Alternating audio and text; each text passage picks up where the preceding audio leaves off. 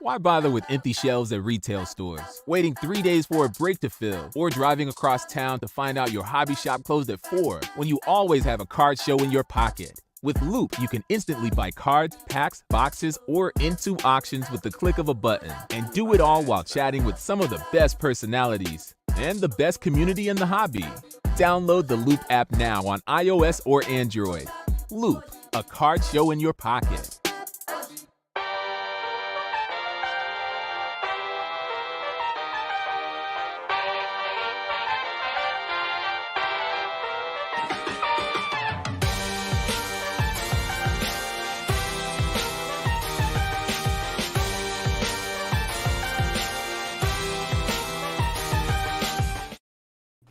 Hello, Marlins fans, and welcome to this edition of Fish Stripes Live, presented by Loop, L-O-U-P-E. We are here today.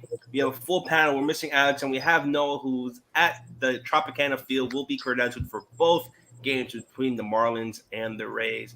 I'm your host, Daniel. We are joined by Kevin, Isaac, Eli, and yes, Tampa Bay Rays covers the Rays, Matt Germain. Matt, it's great to have you on. Even though you're the opposing side, we're welcome to have you on today's stream. Well, thank you very much for having me. Anytime, guys. The first thing I wanted to ask you, looking at the Rays, writing about the Rays, have they met your expectations so far this season? You are coming from an ALDS appearance and previously World Series, extending Wander Franco. Just have they met your expectations so far this season? It's a tough one. It's a tough question because the expectations, as you guys know, are way high. And they had a really slow start last year, and they were able to come out of it and kind of step into gear as the season went along. And it seems like this year it's more of an undulating roller coaster. So the record shows that they're doing extremely well. And on the starting pitching side, I would say they've exceeded expectations. A lot of that because of Jeffrey Springs and what he's done as a starter. But in the team as a whole, like in terms of their fielding, the number of errors they're making, that's a little rougher around the edges. Some great highlights and some really low lights. So I'd say it's a mixed bag. Yeah, and also, how has the pitching been, would you see from the Rays so far this season? They had a lot of great young pitchers, Shane McClanahan. Shane Babb's injured, but he performed really well in the Olympics earlier on in the year. And just what have you seen from this pitcher? And also getting Cy Young Award winner Corey Kluber, who's on the down point of his career, but he could still pitch good innings and have really great appearances for the team. Right. So if I'll break it down pretty quick, like Shane McClanahan, I have as the top pitcher in the American League right now. He's just elite. The guy has the best xFIP by a large margin of anybody in baseball. And he's just filthy right now. He's 4 out pitches that he can get guys out with. And it's ridiculous. His ceiling is extremely high. Might be the best season overall if he keeps this up that we've seen out of a Tampa Bay Rays pitcher. And with their history with pitching, that says a lot. Drew Rasmussen is stepping into his own now, and he seems to be locking in that number 2 role. We'll see if it keeps up through the season because his longevity hasn't been a strength of his. But overall, we've been really excited with what we've seen from him. And then Jeffrey Springs has kind of taken over that 3rd spot and really surprised. And my critique of him in the past was always that when he missed, he seemed to miss in the meat of the zone, and he was getting drilled in those moments because of that. And now he seems to be missing away. Whatever they're doing with his stuff, it's driving everything away if he does miss. So it's not getting him into danger. So he's a really solid number 3 if he keeps this up. And then you touched on Shane Baz. He pitched in AAA, looked really strong, a lot of swings and misses. He was a short outing, obviously. But if he does well for another 2 outings, he'll be back with the Rays right then. They still have Luis Patino, who's on his way back as well. But Corey Kluber, it would be the guy that you would point to in the 5th role, and Ryan Yarbrough as well as a length guy. So the other guy on top of that is Josh Fleming, who's working his way back into form in AAA because he had a really lackluster start. And I really wish that he would do what Jeffrey Springs is doing, which is kind of knock down the changeup a lot more. And if he's able to do that, he would be able to get big league hitters out a lot more easily than he's done so far. But that's the general midst of the rotation in a nutshell. A couple of other interesting guys they have in AAA that you could point to, but right now that's the meat, and we're pretty satisfied with it. That's not the issue. Relief pitching, it's had ups and downs though. Yeah. I was going to mention on relief pitching really quick on what did you see from JP Firestein, because he's been probably one of the best relief pitchers in baseball. I just a quick question on that, because 20 innings pitched, 0 earned runs. What have you seen from him? Fire Rising. I saw it and I knew I was going to butcher it. I was like, I call him just JP. He stole your stash, I think. But in spring, that's the first thing I said. I said, he's got a stash. It was like Kittredge started at 21 the same way with the beard. And everybody was like, oh, a fear of the beard. It was coming out, and he was elite all of 21. Well, Fire Ison's doing the Super Mario Brothers deal, and it's working out for him. He's just elite. The stuff that he's showing, again, is what the Rays expected when they traded Willie Adames. And between him and Rasmussen, the irony is they have the exact same F-WAR as Willie Adames. So the trade was like a completely even back and forth between those two teams, which is kind of ironic. But he's led the pen. It's a good thing they have him, because Andrew Kittredge is dealing with some back issues. So you're not going to see him in this series. But they're behind him is basically where the issues start to come. You have Jason Adam, who's kind of solid, and he's held his own most times they've called on him.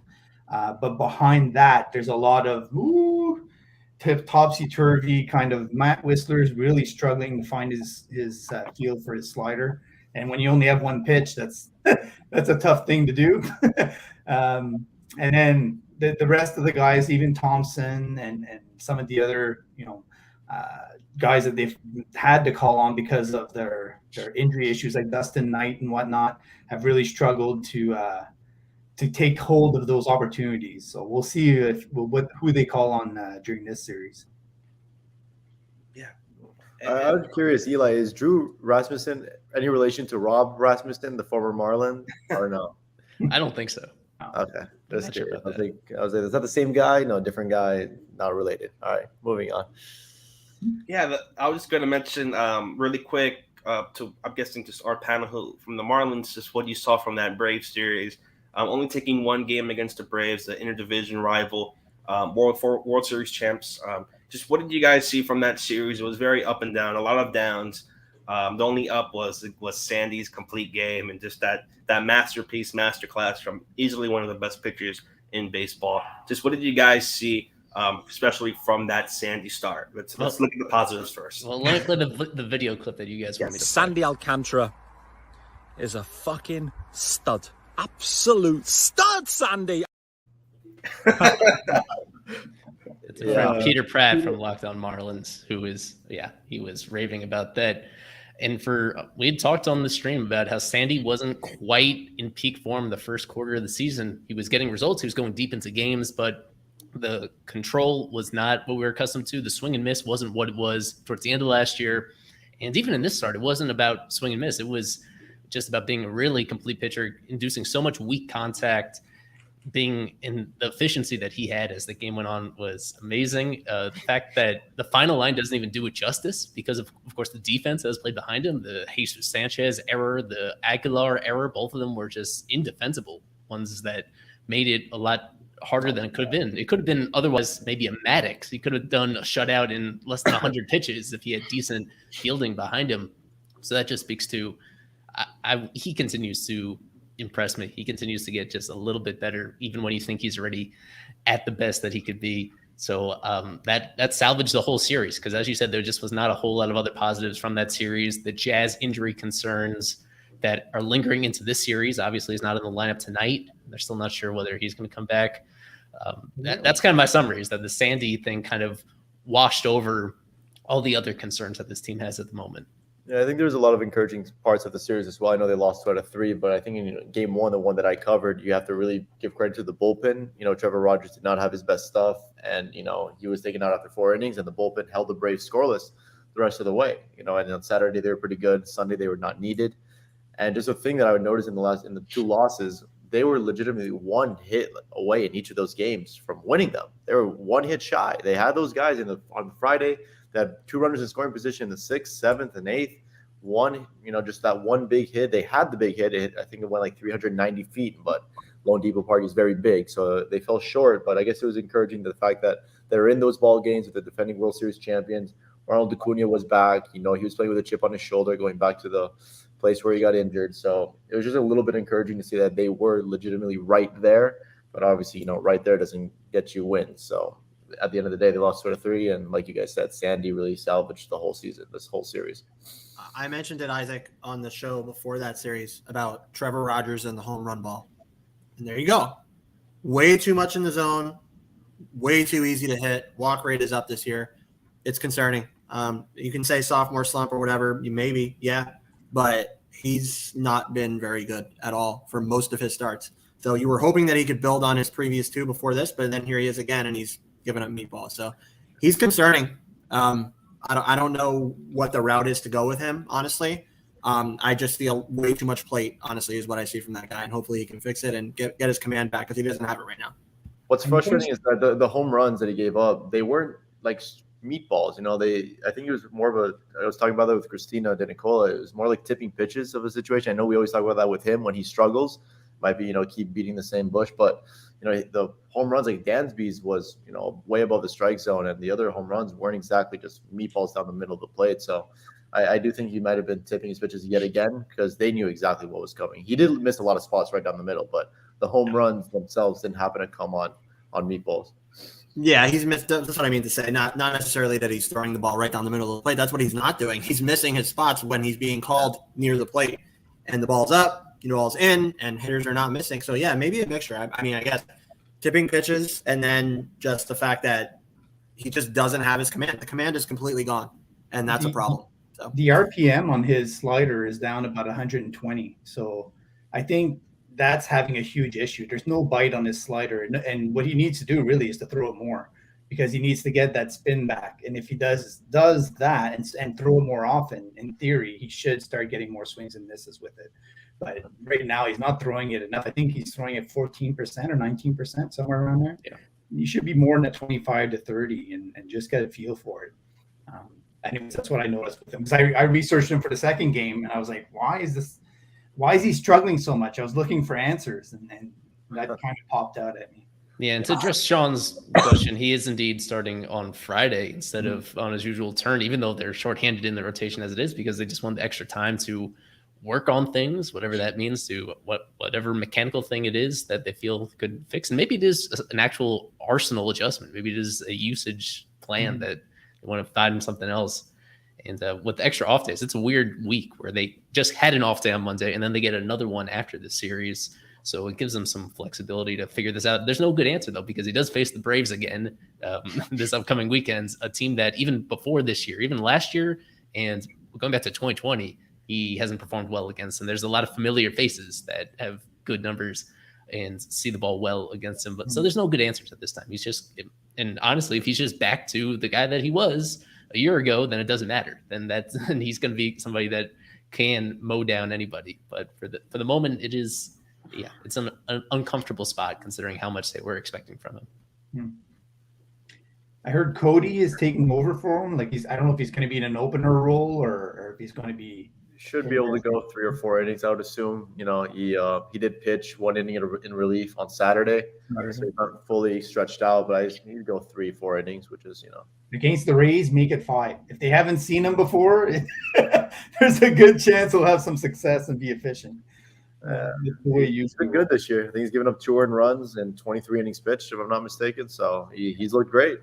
Yeah, I think what I've noticed, I looked through his line anyway quickly. But it seemed like the better team he was facing, the more hits or walks they were able to work off of him, and the shorter the outing was.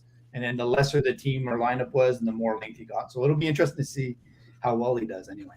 Right. It was a pretty easy test for him last time against the Nationals. I mean, this Marlins schedule overall, they haven't faced many cupcakes so far. So facing the Nationals, it was just so obvious how far below they are every other team in the division and most other teams in baseball. That is that's one thing we've enjoyed this year, is just entering this year knowing you're not the worst in the division, that there's somebody else that they can and should beat up against.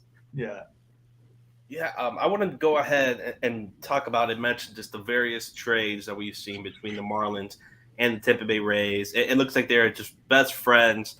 Every single year, there is one trade that they have to do, the most recent one Alex's favorite trade of all time, Cameron Meisner, Joey Wendell. No, I'm just kidding. I wanted to go talk about probably the first trade that we see here. Is there any trade really that stands out to Matt? Any trades that you see that maybe stand out more to the Rays? So the one that caused a bit of controversy was because Craig came online and started praising the fact that the Marlins had duped the Rays to get Jesus Sanchez, and somehow had won the deal. And I think he overlooked a lot of what Nick Anderson meant to the Rays when they were having their success to get to the playoffs 2 years ago. And so I think it's hard to tell, right? Like Nick Anderson could also come back and still have a lot of success with the Rays. We knew Jesus Sanchez was going to have success eventually. It just wasn't going to be quickly enough for the Rays to give him that time. Sort of like what you're seeing now with Josh Lowe. Like they'd love to give Josh Lowe the time, but they're trying to get to the playoffs and win in the playoffs. So if he's not performing, they kind of have to go with the guy that's going to perform and give Josh the playing time he needs to develop in the minors as a result. So they could only do that so long with Jesus Sanchez. They had a whole bunch of other prospects coming. So to me, that's the one that stands out as being the most prominent. Lewis Head, you guys have, like, we'd love to have him back this year. That guy throws frisbees. We loved him. He just goes out there, doesn't, care about the moment. You can use him anywhere and you almost feel comfortable, which is odd to say for where he came from, right? You can't have him back. He's ours now. Yeah, exactly. So, and then Evan Edwards is one that I think is overlooked a lot. And I think he has shown a lot of promise. Still needs to cut down the Ks, no doubt. He's still a big, swing and miss guy. But when he hits the ball and his defense at first, he could be a guy that kind of sneaks up on you and is a late bloomer after a little bit of time in AAA.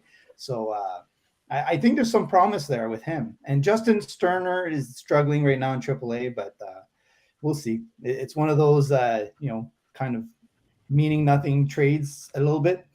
Cameron Meisner is one that I see as a Josh Lowe protection almost, but he's being overshadowed by Grant Witherspoon, who's just lighting it up in AA right now for the Rays and kind of taking over that spotlight.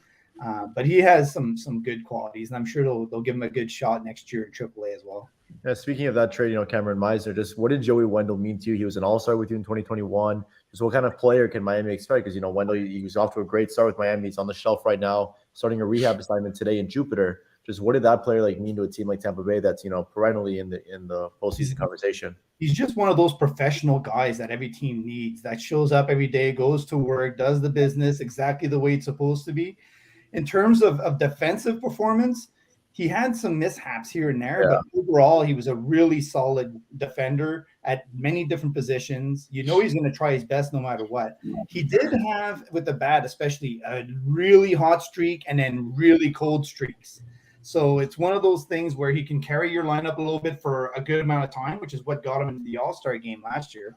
But then he can go for a long spell and he's really a platoon player. He should be used to make the best of his splits. And with you guys having Brian Anderson, that just made a lot of sense for you guys to take him on. The Rays salary budget being what it is, it made sense to move him and give Taylor Walls a shot. So I don't think they lost very much, to be honest. Even with Taylor Walls' slow start, I think they know that his bat will come around eventually, and him being a switch hitter, cheap, makes sense. Nice. Can Joey Wendell play a lot of shortstop for a team, you think? Yeah, I think he could. He wouldn't be an all-star there, but he'd be solid for sure. Better than Miguel. That's okay. Yeah. Well, while we have Noah, we don't know exactly if he'll be available at the end of the stream when the game is starting. He's in the press box in Tropicana.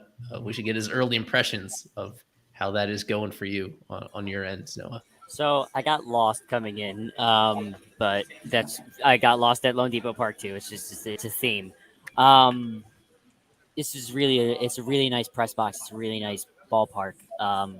It's a nice atmosphere. It just looks. Are you sure?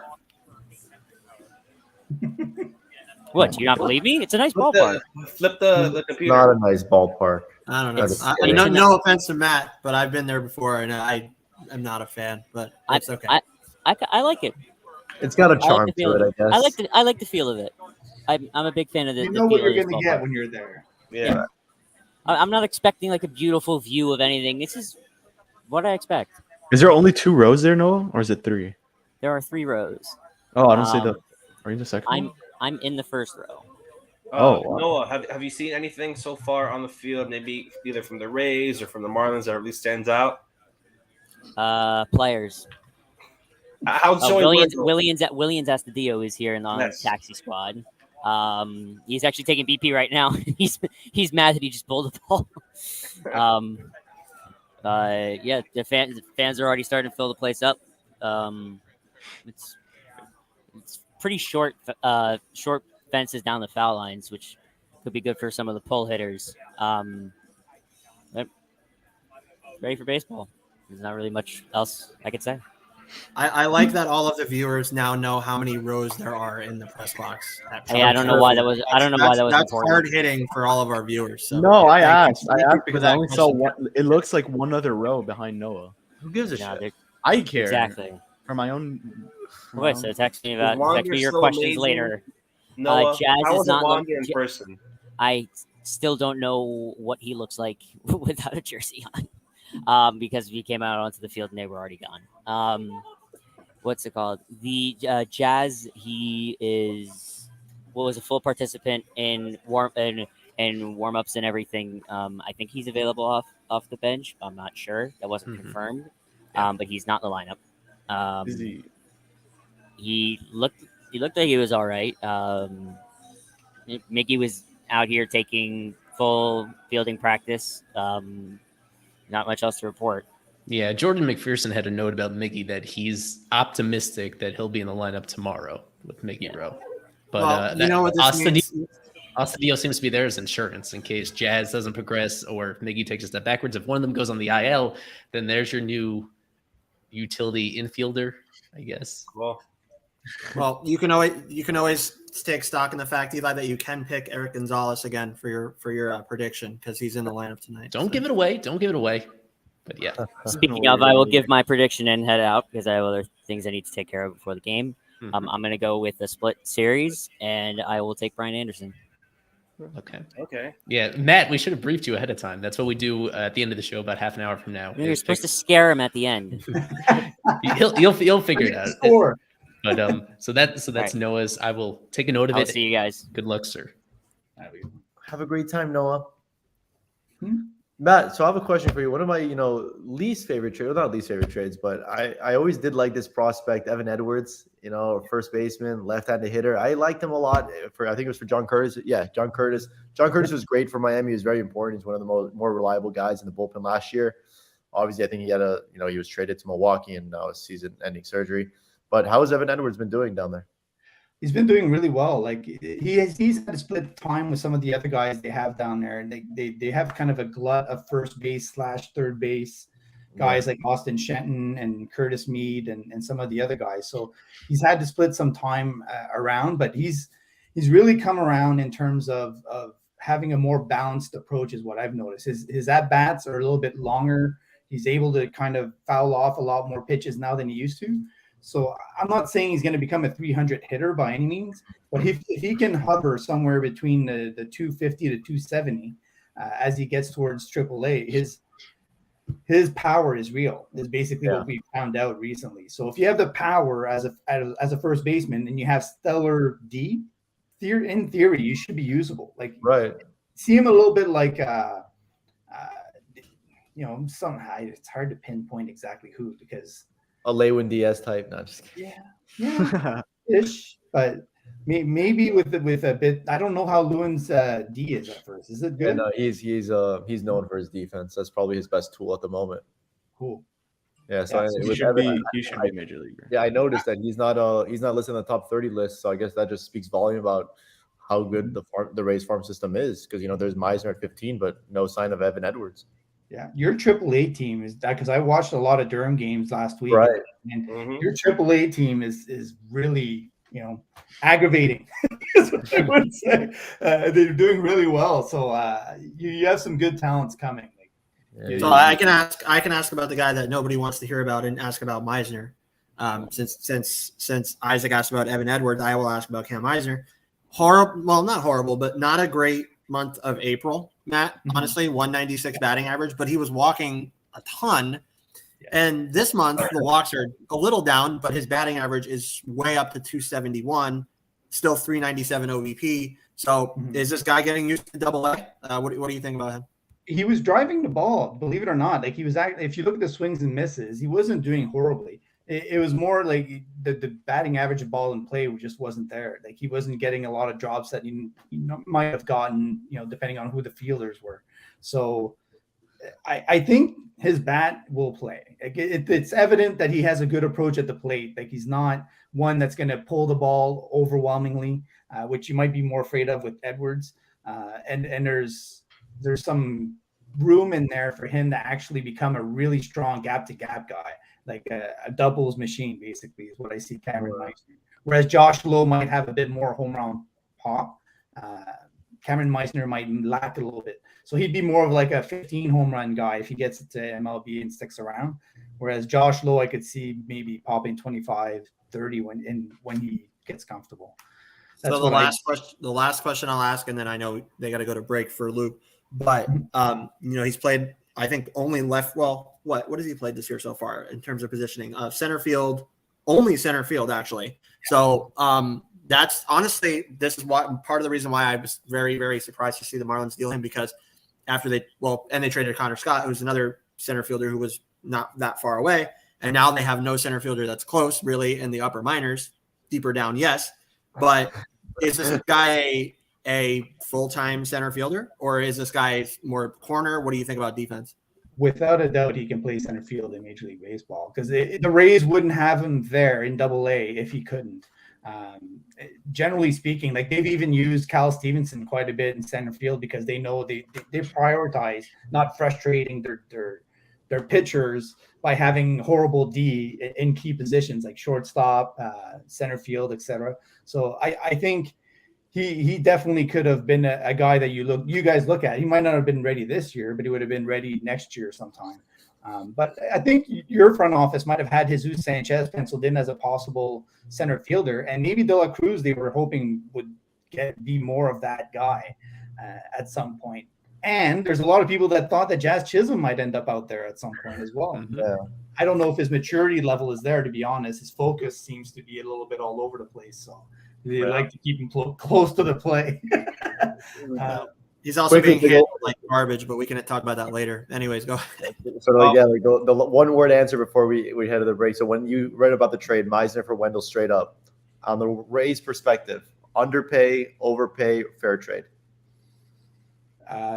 They underpaid, I think, just because of it's the Rays. Any other team that was like competing, it would have been fair trade. Okay. Yeah. All right, and with that, we'll be going into a break by Loop, and after this break, we'll talk about lineups, give our series predictions, and I will ask Matt a question about Eli's favorite player of all time. You have to see it after this break. Why bother with empty shelves at retail stores, waiting 3 days for a break to fill, or driving across town to find out your hobby shop closed at 4 when you always have a card show in your pocket? With Loop, you can instantly buy cards, packs, boxes, or into auctions with the click of a button, and do it all while chatting with some of the best personalities and the best community in the hobby. Download the Loop app now on iOS or Android. Loop, a card show in your pocket. So that player, some of you might be wondering, is former Marlin, Eli's favorite player, Harold Ramirez. Playing for the Rays, he is batting .280, having a really good season, slugging .323. Matt, what have you seen from Harold Ramirez? Because Eli is probably his biggest fan. As you can see, we still have gifts from Harold Ramirez. Just what have you seen for him this season? He's been everything they were looking for, to be quite honest, from him anyway. They did get Isaac Paredes from the Tigers, but they were looking for right-handed power for a long time, and they really couldn't go out in the market and buy it because it's hard to get, and the Rays don't have much money to spend. So he came with high praises from Terry Francona, and I don't know if you guys know the history between Kevin Cash and Terry, but they kind of speak a lot, and so Kevin asked him some questions about him, and apparently he passed the test, so they brought him aboard, and man, all his at-bats are great. Like he doesn't give up any at-bats. He puts the ball in play, and that's with his power, it plays. And we've seen him be a really good, solid producer. it's gonna when the guys get healthy and everybody comes back, it's gonna be tough to know who's gonna be in and out. And if Isaac Paredes starts knocking out home runs the way he is, they're gonna come to a roster crunch at some point, and I think they're gonna have a hard time letting him go because of how great he's done. Yeah, he's a fast guy too. He's got a pretty good sprint speed, if I remember correctly. I think him and Starling Marte were pretty identical. Yeah. Did he ever play first base for the Marlins? No, he didn't. Which is what surprised me, is that he's been doing it more than the outfield for you guys when he's actually been in there defensively. Even though his best position is DH, of course. I could have sworn he played one game there. No, he didn't. Really? His defensive stats in the outfield are really solid. Like, they're not bad at all. He's almost the same as Randy Rosarina. Although, don't look at the recent drops from Randy, but he grades out about the same. Austin Meadows / Randy Rosarina. Yeah, you're right. Not one game. Yeah, and with that, we'll talk a little bit about the lineups starting for this game between the Marlins and the Rays. Really interesting lineups. I know Kevin is chopping at the bits. He loves himself some Garrett Cooper leadoff. Just what do you guys see? Let's start off with the Marlins side, the Marlins batters. What did you guys see from this lineup? What really stands out to you? And I'm guessing it's probably 8 and 9. It's probably Cooper leading off, but I mean, when Jazz isn't in there, Miggy isn't in the lineup. Who else is it going to be at this point? I mean, Dunand, it's not him. So I guess Cooper. Cooper's been one of the best hitters for the team so far this season, and especially now late in the season now. So it's an okay lineup. I'll say that. It's interesting because Stallings is actually pretty high in the lineup. They have him over Jesus Sanchez, but Sanchez is the only lefty. So I guess, I don't know. It's an interesting lineup. But Tampa's the only other option they had was to maybe lead off Jorge Soler again. But with how hot he's been and how well he's been playing, I don't think you want to move him from the 3 spot. So I think that's the way you had to line it up. Sanchez, like you mentioned, Kevin, facing a lefty, facing a damn good one at that. So I'm surprised to see him starting at all. I thought this was, prime Brian De La Cruz territory, if I'm being honest with you, especially, the way he's been slumping a little bit. Sanchi has. So interesting. I'm glad to see my boy Joe Dunand in there, hitting 9th. Love it, turning the lineup card over. But yeah, it's going to be – I have a good feeling about Cooper leading off against Shane. I like it. I think he might get to him early. I wouldn't be totally shocked if there was a first inning run on the board for Miami. Yeah, and I'll say one more thing. You mentioned about Sanchez. I was listening to that Lockdown Marlins podcast with Joe, and he thought himself that Sanchez wouldn't be in the lineup this time around. And yeah, I think it makes a lot of sense to put a guy like Brian De La Cruz, who's been playing a lot better than Jesus Sanchez these past couple of games. So yeah, it's been a struggling May for Jesus. Maybe one of the better seasons for De La Cruz in May as well. So yeah, maybe this was prime De La Cruz territory, especially with a guy like Shane McClanahan, who is really, really good. I mean, you look at his numbers. This guy's probably one of the best pitchers in the whole league at this point. I mean, he has a 3-2 record, 2.33 ERA, 65 strikeouts, and a .86 WHIP. This is a very good player who uses almost all his pitches as well. 37% with the fastball, 26% curveball, and then that changeup and slider, he uses it at a pretty similar rate, 19 for the changeup, 16 for the slider. So he has also a whiff percentage of 97th percentile chase rate in the 83rd. So this is a really good player compared to, this is definitely one of the best pitching matchups we've seen for the Marlins all season. Yeah, and I was going to ask Matt, what do you think about your side with the Rays? Really, anything stands out to you? Obviously, we're going to see Wander, Randy. You mentioned Isaac Paredes, who you guys traded Austin Meadows for earlier in the offseason. What really stands out to you looking at that lineup for Tampa Bay? So raise your hand if you had Kevin Kiermaier leading the Rays lineup in home runs by May 24th. Nobody, eh? No, me either. It's kind of he's simplified his approach at the plate, and it's really he did it in part time last year in the second half. I think he hit 287 from the trade deadline onwards. And I don't know if the trade deadline was weighing on him before that, but ever since then, his approach to the plate's been more mature. And I wish somebody would have told him this 10 years ago. Why did it take until now? But he's really doing an awesome job. So the Rays lineup is great all the way through. The one thing I'll throw out there His Brett Phillips career OPS against the Marlins is 0.56. Wow. So he's 0.56 or like struggling. 0.56. 0.56. Yeah. Oh my god. So it's atrocious. And on the flip side, Nino tends to have a lot of success against you guys. You think he's got 921 as an OPS. So Homer he's last one to year. look out for. Yep, opening day. Yeah. Not opening day. Well, Randy does really that's well the- too. I think Randy Rosarina has a 1,200 OPS against you guys, or just over 1,200. One thing to bring up is with Wander Franco. Just checking, he seems to be slumping quite a bit over the last couple of weeks, and I know he missed like maybe one game with that quad issue, or most of one game. Is everything all right with him? Because getting a little bit nervous, considering that he finally got that big contract, and everybody, it was such a universally praised move.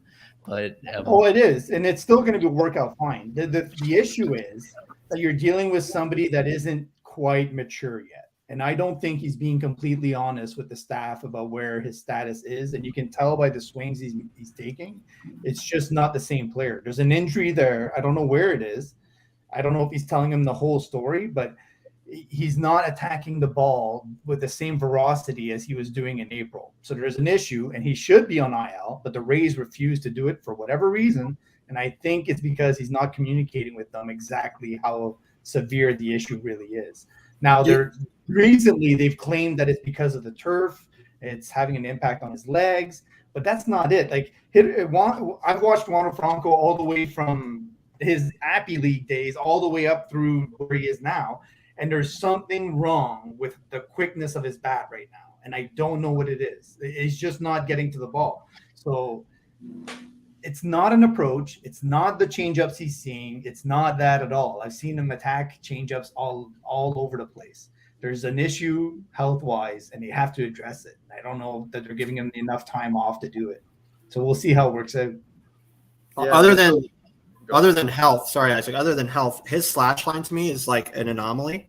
261, 290, 412, and his BABIP is super low, 267. So is it bad luck playing a part where you guys play? Like, is that part of it, or no, not really? He's swinging and missing a lot more on pitches that he normally drives. He's not driving pitches as hard. He's getting a lot more grounders.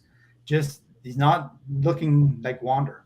That's basically the only way to explain it. Now, defensively, he's been okay, and he's gotten the balls and stuff. Like, it hasn't hurt him that bad defensively.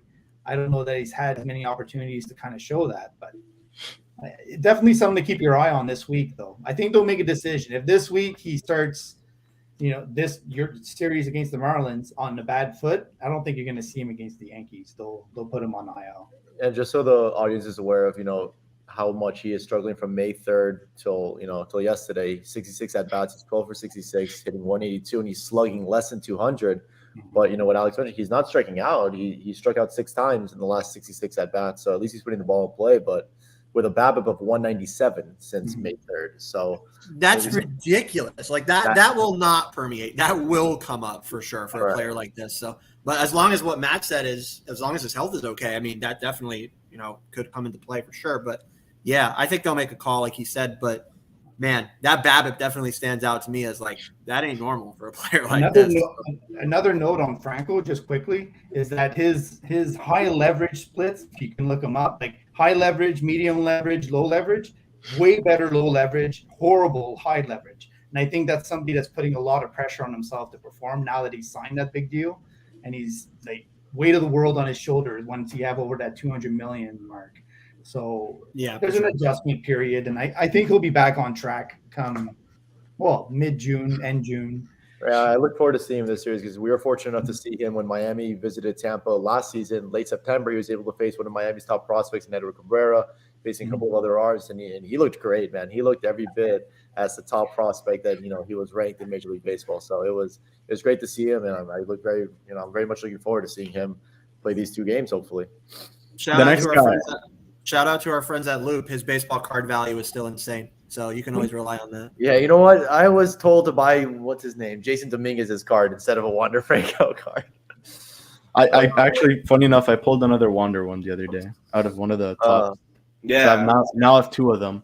It was with Daniel, funny enough. But Yeah. I wanted to ask you about Randy Rosarina. This guy struggled in April. He had a 195 batting average, 235 OBP, 273 slugging.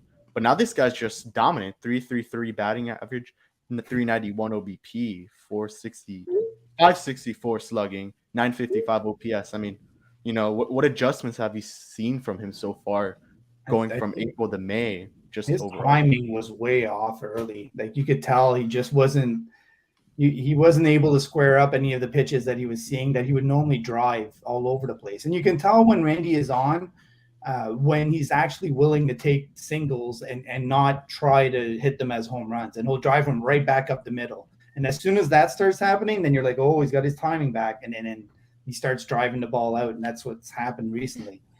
He's still... on the Tampa Bay fan side, he'll drive people crazy because he runs with reckless abandon is the best way to put it. Like he just, he's on the bases, he's going to push it.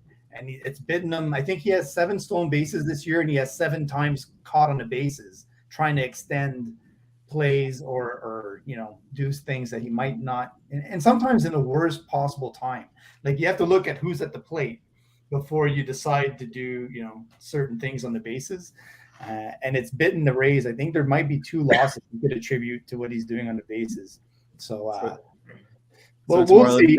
I don't think they're going to stop him from doing it. That's what the Rays do. And it worked for them. For example, against the Dodgers in game, 4, they never would have won that game if it wasn't for Randy actually pushing the envelope. So it is what it is. Is he someone that you think is just going to be a stud in the playoffs every single time and just the regular season to be like an okay player?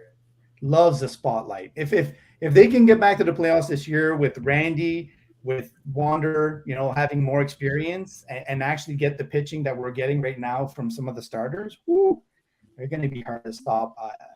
I don't know who they're going to pick up at the deadline, if anyone, but if they can actually get Paredes to be that next bat behind those, man, that's a pretty lethal combination in the playoffs. I think he'll always be a playoff performer. He just loves the spotlight.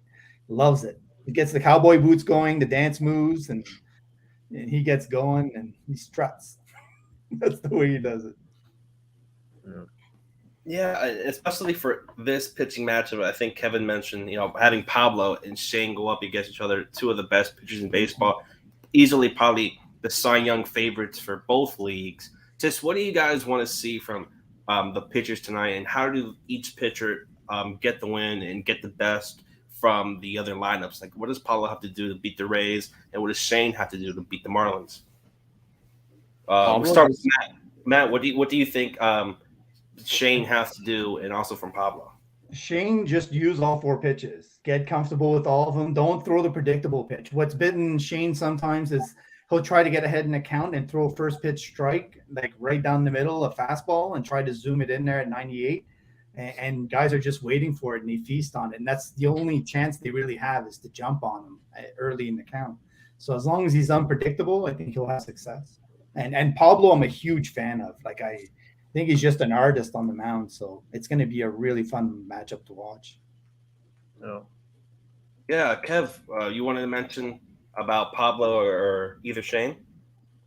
No, yeah, Pablo. I mean, if he could give us another quality outing like he's done throughout this whole year, especially attack that, I guess, top of the lineup, Kiermaier, Franco, Rosarina, he should be good to go. I mean, that bottom of the lineup is also pretty good. I mean, you have G-Man Choi, who's been pretty good this season. Harold is hitting 280, so, and then you mentioned Brent Phillips, who has a .59 on base on OPS or something. So that should be an easy task, hopefully. But Isaac Paredes has been someone else who's been pretty good for this team, as you mentioned. So I think for Pablo, it's just attacking the top of the lineup with no issues. If you could get that done, give us 5-6 innings, and Pablo should be good to go. Fastball's got to come back for Lopez. Sorry, Eli. Yes. Fastball's got to come back for Pablo Lopez, because last start, obviously, we know he struggled, and he threw the changeup almost as much as the fastball, and that's what led to him, as Noah had been sweating on the mound. He was wiping his cap, wiping his brow like every other pitch, because he was throwing so much high effort. So he needs the fastball to come back. He needs to be able to place that pitch and pitch off of it. And if he can't do that, he's in trouble, because if his high effort pitches, even though they're very, very good, the more he throws them, they tend to wear out. So I definitely think he needs to place the fastball a lot better. That's going to be a key tonight for Lopez. Yeah, I agree about that entirely. Of course, Pablo has that really unique changeup that because it gets such great movement in both directions that sometimes it doesn't even matter like what the rest of his pitch mix does if he's able to locate it. But in all honesty, if you want an effective changeup, you need to have it play off the fastball and not just tunnel it, but also you need to have that differential in velocity. And his velo was down a little bit in his last start, even relative to his season averages. So he's not a guy that relies on velo as much as other pitchers in his position, but it still matters, still makes a difference. That's one thing that I hope will tick back up. You want him to be sitting more like 93, 94, ideally, and everything else will take care of itself after that. So assuming it's a tight game, let's say it's 1 run difference between 5th, 6th, 7th inning. Who's the relievers the Marlins will call on after Pablo? I'm glad you asked because I think Isaac could take a couple pitches out there and get us out of it. Yeah, no, it's a tough. Like you mentioned, like perfect situation. Like if it's a close game, I think you'll see Stephen O'Kurt at some point, the left-handed specialist. He's just been able to get both righties and lefties out. He usually seems to be the 7th and 8th inning guy, depending on sort of what part of the lineup they're at. He's someone that you might see thrown out there. Anthony Bass, if it's a close game, you will 100% see him. He is having a resurgence this year. He is pitching out of his mind. Last year he struggled in his first season with Miami.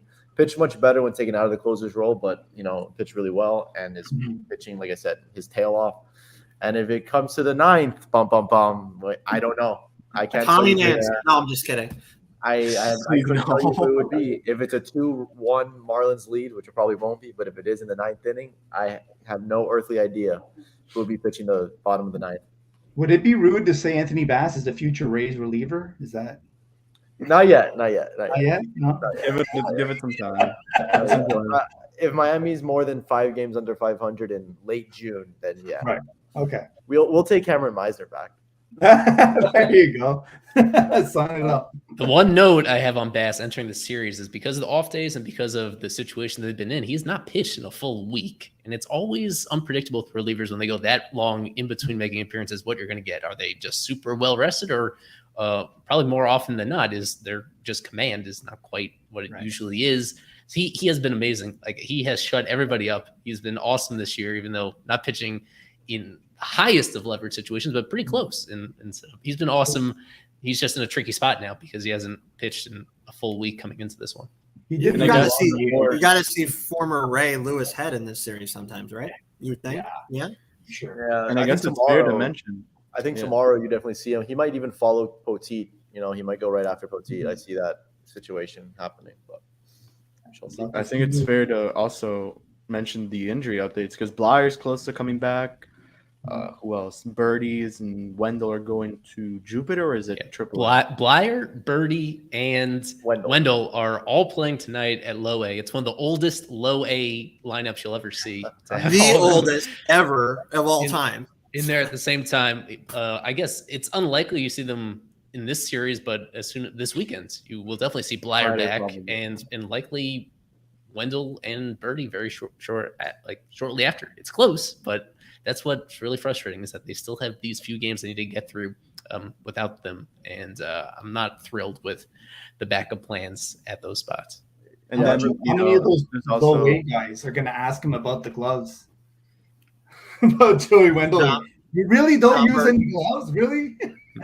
John Birdie taking at bats away from Jose Salas. You hate to see it. And I reported that just because Blyer had already done a rehab assignment in AAA, there might be a chance we see him this series, maybe tomorrow.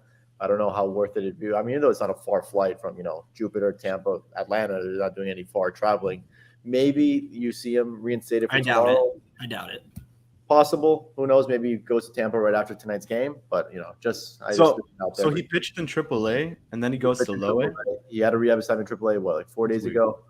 And now he's in Jupiter. I was surprised. I thought he could be reinstated for this series, and I guess they thought he needed just one more outing to figure it out. So I think it's also fair to mention Luzardo stayed in Miami. Braxton's pitching on Sunday, and Holloway is in progress. Sixto's number, I think it's still 90. So it's unchanged. We'll see him soon enough, and Daniel's back. I was Yeah. waiting for Yuri Perez to get, called up for the second game instead of Cody. That's what I was expecting. Everybody seems to be starting their star prospects against the Rays. So, Yeah. oh, man. Yeah, I did see that. Well, and yeah, Adley Rutschman got called up to face you guys too, right? Yep, he did. Yeah. Yeah. Of course. He lifted the Orioles up, I think, for that series a little bit. The spirits were high. They're going to be a tough team next year. Really. Yeah. They seem to be impressing me more than the Tigers are. I thought the Tigers were going to be much better, and with Torque off, Riley Green injured, it's interesting for them. Yeah. The Orioles might leap them of the two rebuilding teams. They might be relevant first. Prediction time, Daniel? Just since you mentioned it, Matt, really quick for me before you go to prediction. That Pensacola team, they had like a whole series canceled against Montgomery because they have COVID issues, and we're talking about the Rays, of course. So as Matt probably knows, they had issues with COVID. That they sent George Soriano to AAA to get an outing because he hadn't pitched in like 10 days. And now they're coming into a new series tonight. So it's going to be interesting to see what happens with that team because they've been going pretty well, but it's going to be interesting to see how they respond to being off for so long. Anyways, just a note to throw in. And they did send them back down, which I found interesting. Yeah, and with that, I think it's prediction time. Everyone's favorite part of the live stream, prediction time. So just a little refresher for Matt for predictions. We are looking for your series winner and then also your series MVP. It could be from either team, could be a pitcher, a hitter, it could be anyone. And I will start with Kevin. Kevin, your prediction for the series and your MVP. I know this is a tough one because I never go against the Marlins on these, but I think they'll lose both against Tampa. I really do. The pitching matchups nodding. He's like, the pitching matchups face Tampa. Like the pitching matchups favor Tampa so much. Drew, I'm not even gonna say his last name. I'm not trying to push it up. Rasmussen, yeah. This guy's a 4-1 record, 2.33 ERA. Besides the ERA, looks a little bit like Pablo, kind of, when it comes to stat wise. Miami's gonna lose both against Tampa. Series MVP. I'm going to go Randy Rosarina. I'm going from the Rays side. First time ever. All right. That one hurt to do. That one hurt to do. I'm not going to lie. Isaac. Oh, man. Well, I'm trying to look. Does anyone have off the top of their head the Marlins record at Tropicana Field historically? No bueno. Feels like it was been pretty bad the last few years. Let's just go with they are. The Rays are 36-27, so 9 games under 500. Are the Marlins not as bad as I thought? I think it feels like in the last since the rebuilding era for Miami, they're like they haven't won one. I'll say I think they take one of them. I think this is a critical part of the schedule for Miami. It's 2 against these guys, 3 against Atlanta. They got to win at least one of them to stay relevant ish. So I think they win 1, and my MVP will be Garrett Cooper. Really quick, guess who homered at AAA again? Gerard Encarnacion again. Hey, he's been lethal. I really like him. Like he was one of the guys I had my eye on against Durham. Like really good player. Yeah, he is as much raw power as anyone in the system. He's ridiculous in terms of power and the strikeout rate this year, as I've mentioned. But yeah, he's been really good. Yeah. Well, Alex, what's your prediction for this series? I think they lose both. I'm not afraid to say it. You guys know that. I think they'll lose both. The mismanagement of Jazz will come back to hurt them. It's their best bats out of the lineup for no reason.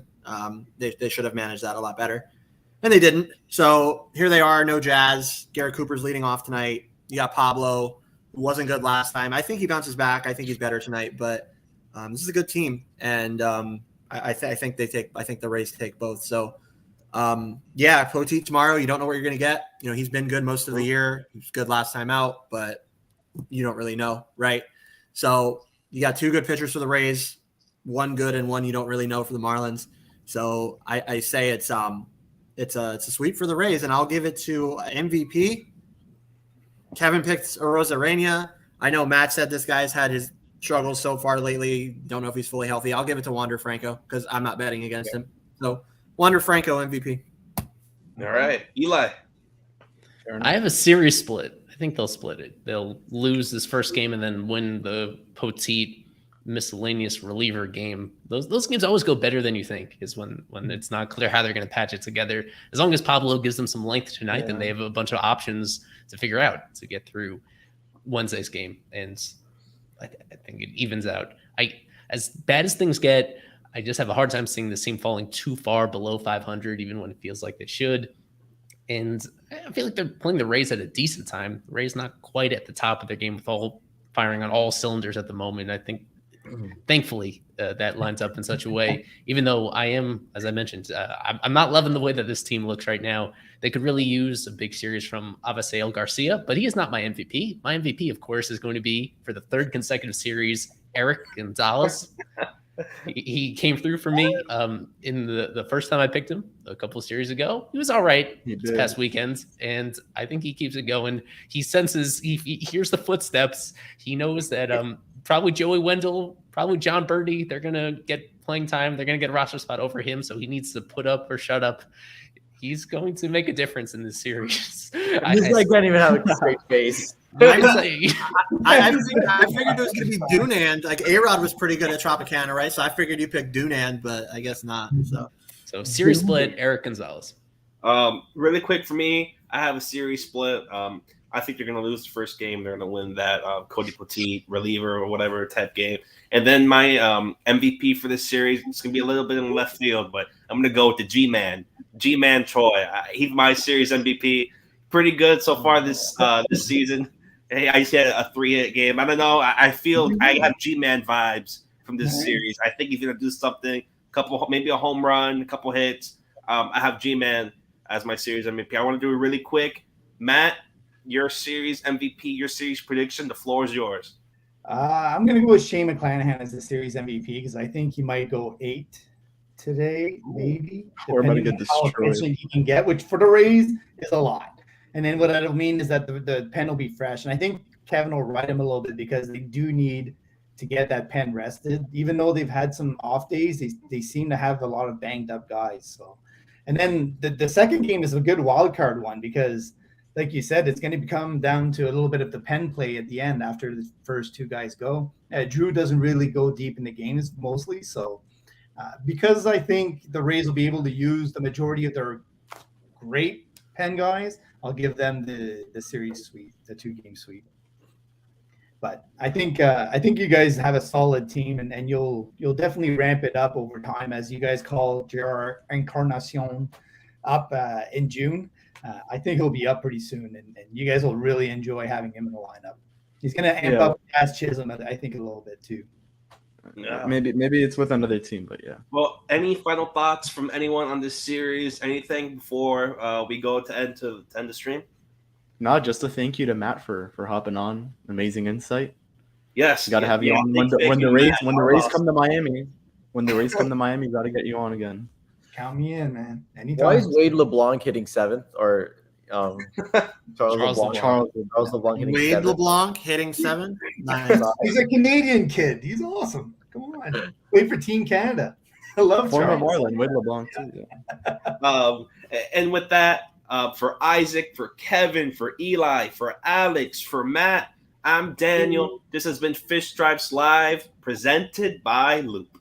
Why bother with empty shelves at retail stores, waiting 3 days for a break to fill, or driving across town to find out your hobby shop closed at 4 when you always have a card show in your pocket? With Loop, you can instantly buy cards, packs, boxes, or into auctions with the click of a button, and do it all while chatting with some of the best personalities and the best community in the hobby. Download the Loop app now on iOS or Android. Loop, a card show in your pocket.